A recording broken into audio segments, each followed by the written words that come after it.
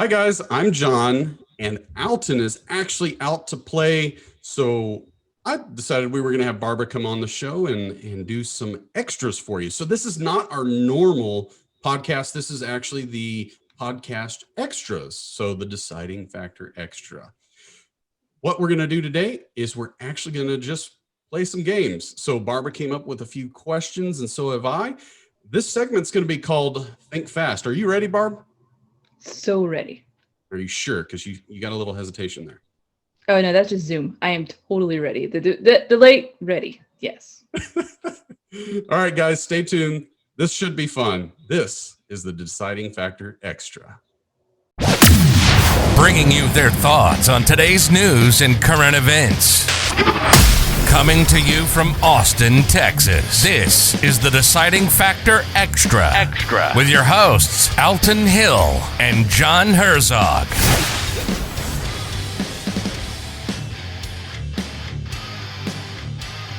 Hey, guys, welcome back.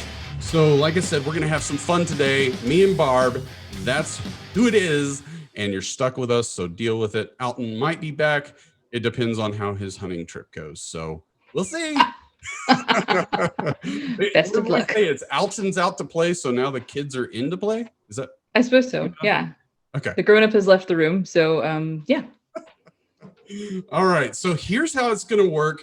I've got a list of questions, and because we do the deciding factor where you decide on an answer, normally it's a little more in depth, but no special guest today. It's literally going to be at the top of our head. You got to think about what the answer is as quick as you can, and hopefully it doesn't ruin our reputations too much. So, Oi, with the negativity already. The question is the guest. This is like important stuff here, and people are going to see it. They're going to hear this, and they're going to be like, "This is the most important thing you've done." Politics, sure. Skittle talk. This is serious. But here's the problem. So I looked at some of the questions, not all of them, because I wanted to be kind of thinking on the moment. And some of these are like, holy crap, I've got to think about what I say before I do it. Otherwise, I'm going to lose some friends for sure. As long as one of them isn't your wife, then you're okay. Yeah. No. There might have been that one question. I think it's going to be other people, probably. We'll see. We'll see if I have a show at the end of all this. All right, Barb. So here we go. So the first question I have for you is cranberry sauce from the can. Let's see, cranberry sauce from the can or homemade. What would you prefer? Okay. I'm going to make the argument for homemade. And this actually came out of a real life Thanksgiving with my sister and I.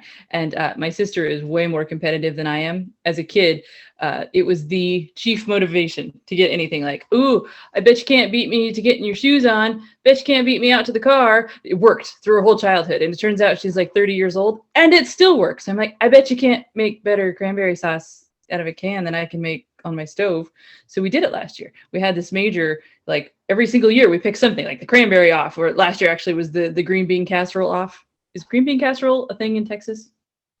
Yes, it is. Yeah. Okay. Normally that's like it's a totally out of the can, like schloop with the cream of mushroom and the everything. I tried making it all from scratch. Okay. And I'll have to tell you what Emma did. It was funny. Anyway, the cranberry sauce. I think that there is a great argument to be made for why, even though it's cool that the cranberry jelly keeps the shape of the can and you can slice it along the little bumps on the side, fresh is better.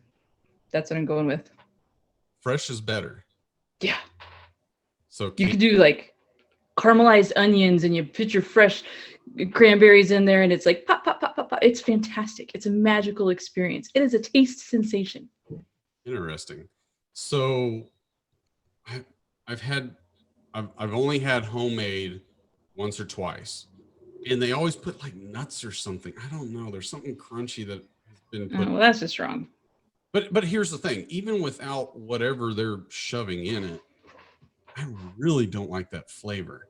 So I'm not a big cranberry fan anyways, but I honestly like the canned one better. And then you slice it in little slices. It works out better. Is it nostalgia or is it taste? Because it was like major nostalgia for our family. Like you shake it out of the can and you slice it up and then it's Thanksgiving. And so it was sort of like. It's a sour jello. I mean, that's. I'm not a fan of sour in You've, general, but you know. you've now given me a mission for life. By the end of this show, which, depending on if they fire me today, could be really soon, we're going to make John love cranberries. I would enjoy hearing comments from our listeners as to the best ways to do this.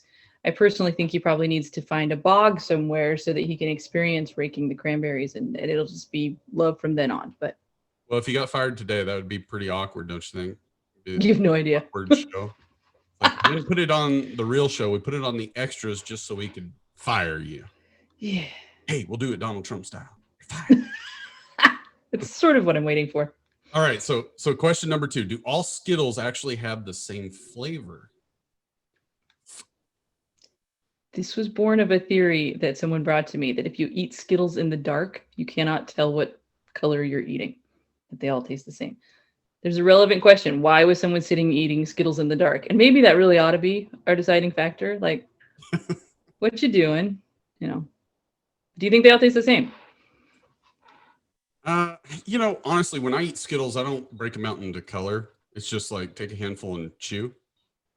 That's Really? yeah. Do you do that with M&Ms too? Yeah. Is that like, am I retarded? Like what Or is this a maybe. thing that I haven't been doing? Yeah, who doesn't separate out the colors? Everybody knows that the red M&Ms taste better than the yellow ones. Don't get me started on Valentine M&Ms. They taste totally different than the normal kind. I can't tell a difference. So, you know, even when I do like peanut M&Ms, right? I will take my time on one at a time just so I can take the shell off and then get to the peanut afterwards. But no, I can't tell a difference in any of the flavors. I can take a difference in the chocolate depending on which one you get, right? Peanut butter filled or peanut. I'm almost positive that. Oh, God, I hate dark chocolate. Whoever invented dark chocolate, man, I got some issues.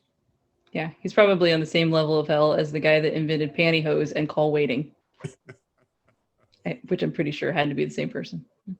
Okay, so here's your third question: boxers or briefs? And I'm going to say I didn't put this one in here, but it also has written here: sports or Law and Order returns. Yeah, obviously, get your mind out of the gutter. What did you think I was asking? Like, if you get a choice between sitting and watching sports on television or watching the Law and Order marathon of every episode that's played since, the 80s, which one do you pick? So how do you have boxers and briefs in here then? Boxers, right? It's a sport. Boxing is a sport. Briefs, lawyers write. So you're briefs. trying to trick me and confuse me is all you're doing in your questions. And I really enjoyed it. That was worthwhile. Thank you. Okay, so we'll do both. Law and Order and sports. Obviously, I'm going to say sports because screw Law and Order. Yeah, well, this is from the man that doesn't separate out his M&Ms. I am no longer surprised. Get the choice to watch Law and Order. That was the biggest epiphany that I got from college. We, which is probably unfortunate, but I was a house sitter my first year of college, and they had cable. And I discovered that if you flip the channels correctly, you can literally watch Law and Order at any time of the day or night. It never turns off. Well, now you have Netflix and Hulu, so. Which doesn't have the original Law and Order. Oh, it doesn't. Okay, well, shows you how much Right? you care about that one. All right, so now we're going to go back to your original question that you tried to screw me on, which was briefs. Do you wear Good. boxers or briefs? What do you prefer?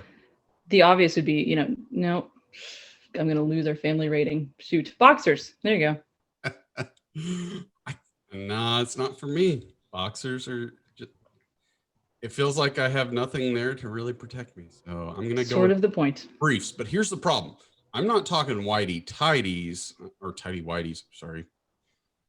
Apparently I need to lay off the drugs. But Another conversation. Should John lay off the drugs? Yeah. But the full-on boxer briefs that are like tight shorts, basically. And then, of course, growing up, you learn the hard thing of you don't wear white briefs at all because, you pee on yourself, then it turns yellow, and then you have stains, and that's embarrassing when the girls want to see you. So I'm learning so much about you right now. So much about your early years. Me. Okay. I'm just saying what we talked about in the locker rooms. Of course it wasn't you. Never.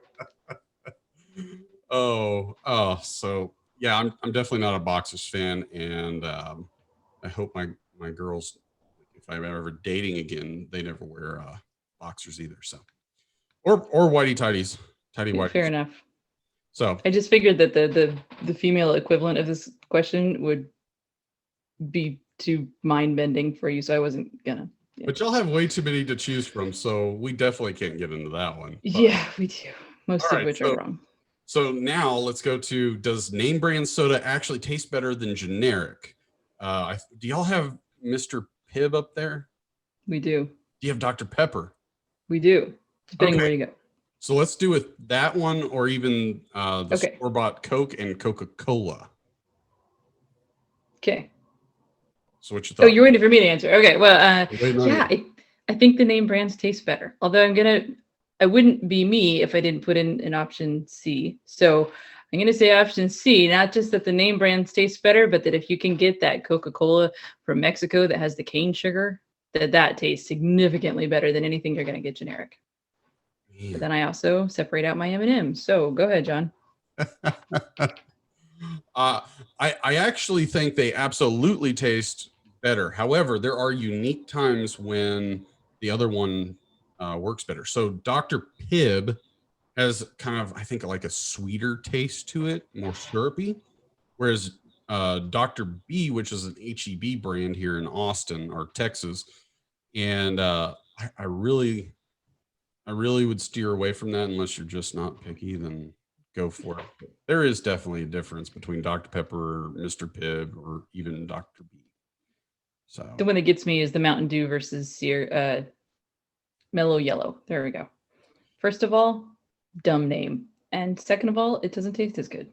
So Mountain Dew I haven't had in a long time. I was never a real big fan of it, but I've never had Mellow Yellow, so I couldn't even speak on it. It's like, it's syrupy. There's something like it's sweeter. I don't know. It has less of the. Of course, I also didn't realize that Mountain Dew is supposedly watermelon flavored. Did you know that? No, but I heard they are no longer going to be making it, is my understanding. Yeah, they're going to discontinue it. Apparently, it's the worst soda you could have. So, And yeah. What about the big question though? So, what is it? Pepsi or Coke? Yep, gonna option C. I'm gonna say it's not even the big question. The big question is whether or not you drink it out of a foam cup or a plastic cup, because that's really what makes the difference. You could drink Pepsi out of a foam cup and have it taste better than your Coca-Cola out of a plastic cup, and vice versa. It's all about the cup. No, I don't care about it. Which are you, Pepsi or Coke? I'm gonna do Coke. Pepsi just lacks it. Yeah. It's like, do you want Canadian money or American dollars? Well, there go our Canadian listeners. It's been fun. Okay, bye. Okay, so here's your final question. As I clear my throat. When do you fill a gas tank up? Do you wait till it's like a quarter empty, or is it quarter left, quarter? Yeah. Or empty? Do you go all the way down? I would say that I wait about 2 nickels before empty. Yeah, to me, it's like quarter tank. I can gauge that in towns. Like I can make that last several towns. Yeah, I am that person. How many? So your follow-up question is, how many times have I run out of gas? Twice. Wow. One involved being pushed down a mountain. I'm trying to think if I've ever run out of gas. I think I did one time, and I'm not even sure how that happened. I think some of these cars don't even ding at you. So, but I actually, on average, I normally wait till it gets empty or really close, and then I fill it up. But like if I have to drive, say, to San Antonio from Austin, it's like 70 miles one way. So if I know that I'm like a quarter of the tank left, then I will actually fill up as quick as I can. That way I'm not dealing with it later. So that's okay. That's a good caveat. It depends on what I'm doing, right? Yeah. If I'm going to be doing a lot of driving coming up, then I could even be half a tank and I'll be like, oh, I'm going to fill up right now. Like we went hunting a few weekends ago, and I got in my wife's car, and it had a quarter of the tank, which was like 150 miles to go, which would have been enough to get there and back. And I was like, no, I'll fill it up. So I just filled it up. So Okay, I agree with you on that. On road trips, yeah, I definitely fill up in advance on road trips. If it's just normal driving, I think what it comes down to is that I like to rate how I spend money based on how fun it is to me. So like if I have to go get work done on the car, it needs to have just the basic stuff like an oil change or filters or whatever. All I can think is, wow, that was like 2 pairs of shoes that I could have purchased. And that's sort of how I feel about gas. Well, see, I have a hybrid. And so like to fill it all the way up, it's not even $20. But if you want to fill up my wife's car, then we have an issue. It's really, there's a lot to it. It's going to cost us probably $50, $60. Yeah, that's about what mine is. So I have a problem there. So yeah, that's all the questions I have for this episode, but we will have plenty more. So stay tuned. Anything you want to leave them with, Barb? Think fast. Life is fun. See you next time. All right, guys. Let us know what you think of this segment. We will have a few more of these for sure. We're also looking at other things we can possibly do. So voice your opinion. We'd love to hear it. All right. Say bye. Bye. This has been another episode of the Deciding Factor Extra, giving you food for thought on real-life issues. Be sure to click, like, and subscribe to this podcast, as well as all your big social media outlets, Facebook, YouTube, and Twitter. Don't forget to check out our website, thedecidingfactorpodcast.com, and give us comments and feedback. Until next time, stay safe and keep an open mind.